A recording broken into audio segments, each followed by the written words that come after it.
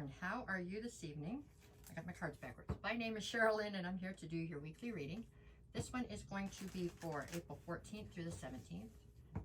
Should be Monday through Thursday, okay? And I'll be back on Wednesday with the weekend bonus readings to get you through the weekend. Okay, this one's going to be for my Capricorns. Capricorn, Capricorn, Capricorn. Okay. Alrighty, folks.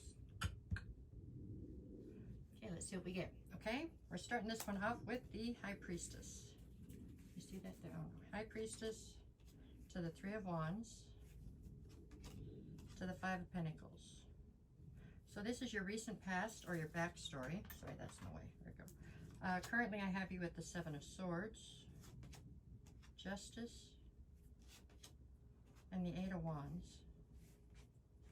Okay, in the near future, we're looking at the Hermit, the Love card, which would be the Lovers, and the Star. Okay, bottom of the deck for this reading is actually the Fool. So the undercurrent to the entire reading is the Fool card, which I take it to be you trying to take a leap of faith. I don't know if it's in a new direction or towards something you were already aiming towards. We'll have to see how it plays in, okay? Okay, so that's kind of like the fiber that's holding the reading together is this card right here, the Fool. Then the card you have at the center of your read, so from almost every direction it plays into the equation, okay, like the center spot in tic-tac-toe, is the Justice card. So obviously the scales are attempting to be balanced out right now on a situation. We'll see how it plays in. Okay, we're going to start with the beginning, which for me in this read is actually the past or your backstory.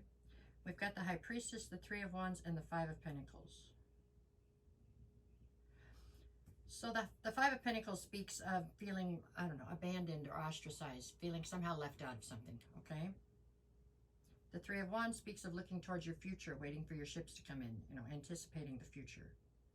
The High Priestess has a few meanings, but in this one I'm taking it to mean that there was a veil of secrecy surrounding a situation you were involved in. This doesn't necessarily feel to me like it was a romantic situation. This feels a lot more like it's a friendship situation. Like you were part of a friend group or part of a friend group. That's how it feels. Maybe a part of a group of some sort, okay? I guess it doesn't have to be friends. I mean, it could be a church group, I don't know, the Girl Scouts, for Christ's sakes. Whatever it was, you were part of some kind of a group here. And you wound up feeling ostracized from this group for some reason. It was like there were secrets involved in the situation that you weren't privy to. And that's what made you feel left out. You were trying to look forward to the future with this group, like this was something you intended to stay with or keep building with, okay? But they weren't being forthcoming with you. I mean, they were keeping secrets from you or not keeping you in the loop, let's say, okay? Whatever the situation is, we couldn't change these three cards if we wanted to. I'm trying to see if I could see it from a romantic perspective. I don't see that kind of emotion flowing through this, to be honest with you. So it doesn't feel like that to me, but take it how it fits, I guess. To me, this feels much more like some sort of an organized group or a group of friends that you were involved in. At any rate, these three cards, we couldn't change them if we wanted to because this has already happened. This is the past, right? But the reason why they give it to me as your backstory is because however this played out and it affected you, however it affected you, is affecting the rest of this reading. So with this situation here, I think you had to figure out how to take a leap of faith away from it, obviously, okay? And I do believe that's already happened in that situation. Albeit painfully, I think, okay? All right. Anyways, that's already done, but that's your backstory. Okay, coming in, here we are. Now we're in the current. So currently I have you with the Seven of Swords, the Justice card, and the Eight of Wands.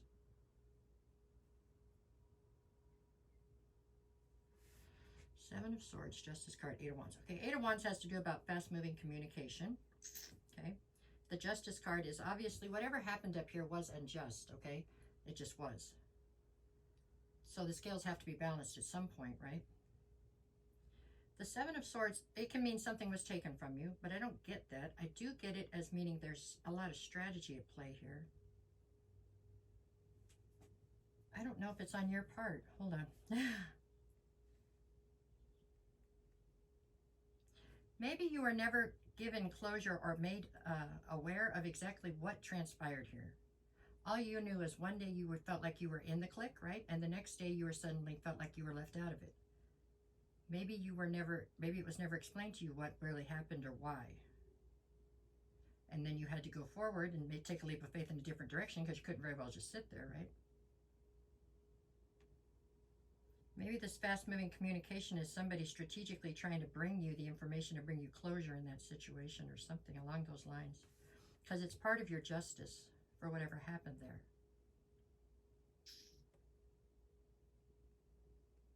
I feel like you're figuring out what the why was for why it happened or what...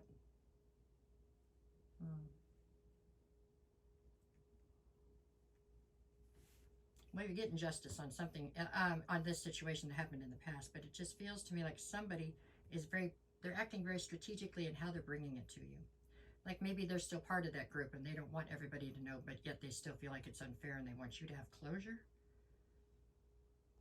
This is what I'm getting, guys. That's all I got right there. Okay. So this is your current. So currently it would be you gaining this clarity that's giving you this closure to the situation that I believe was a fair amount of time in the past. I don't believe this is something that happened in the last month. This is something that happened to you before.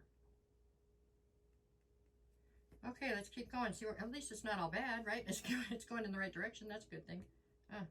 Let's see where we're going now. So in the near future, what do I have? The Hermit, the Lovers, and the Star.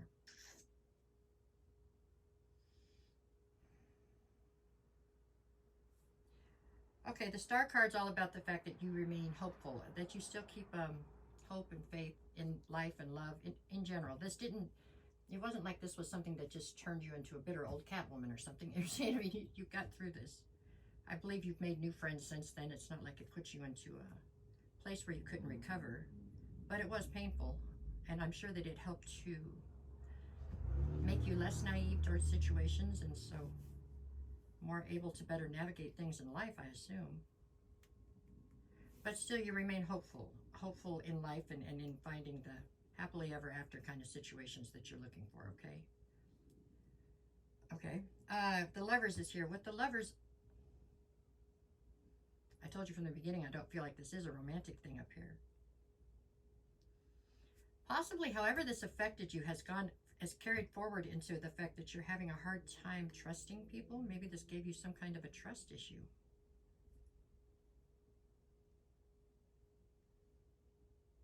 Trusting what people say, or trusting that they're being honest with you, or trusting that they even want you to be part of a situation, maybe. It's caused a sense of confusion about things that you feel emotionally attached to, it looks like. With the Hermit, it's definitely something you're trying to pull your energy back and get grounded and trying to fix the problem. I do see that there's some kind of a problem that's resulted from all of this. Right now, somebody's trying to help you find the closure you need to move forward. But even in the future, it's like there's something here that needs to be healed. It almost feels like it's this sense of lack, like you don't think anybody's going to want to stay around because of what happened up there. Because you're not worthy or something, which is totally untrue. But I'm just saying it's a problem or a wound that happened quite a while ago, but it's festered. And so even if somebody's trying to help you right now to find closure, it feels like it carries into the future. Unless you can figure out how to heal this, right? It has something to do with you having an inability to trust things or trust situations. Because the only time you fully invested and trusted in something was this all the way back here. And it fell apart. See the Fool, the Sun, and the King of Pentacles. So when I get there, Page of Cups. The Fool, the Sun, and the King of Pentacles. So it's all about you managing to finally take this leap of faith towards trust, it feels like. And when you do that, you will find the Sun, which is the happiest card in the deck. And you'll be able to step into the King of Pentacles, which is where you should be anyways. I mean, you're in boss energy. That's what you're supposed to be in, boss energy. It's a king. It doesn't make any difference, male or female.